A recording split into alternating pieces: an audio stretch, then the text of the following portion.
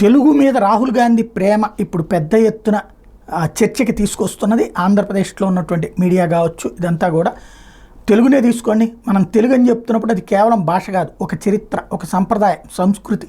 హిందూతో పోలిస్తే తెలుగు భాష అంత ముఖ్యం కాదని ఒకవేళ ఆ రాష్ట్ర ప్రజలకు మీరు చెప్పినట్టయితే వాళ్ళని మీరు అవమానించినట్టే.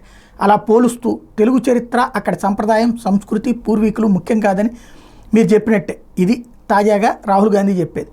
ఈ చిన్న తేడాను కొందరు అర్థం చేసుకోవడం వల్లే భారత్లో దీనికోసం పోరాటం జరుగుతుందని.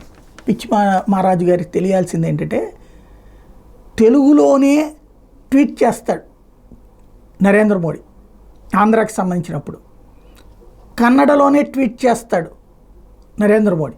అంటే ఏ భాషకు ఆ భాషని ఆయన ఆల్రెడీ గౌరవిస్తున్నాడు. అది కాంగ్రెస్ హయాంలో ఎప్పుడూ లేదు. మన్మోహన్ సింగ్ ఎప్పుడన్నా తెలుగులో ట్వీట్ చేయడం చూసామా? రాహుల్ గాంధీ ఎప్పుడన్నా తెలుగులో ట్వీట్ చేశాడా? సోనియా గాంధీ ఎప్పుడన్నా తెలుగులో ట్వీట్ చేసిందా? మరి ఆయన భిన్నత్వం గురించి మాట్లాడతాడు, అదే స్పెషాలిటీ.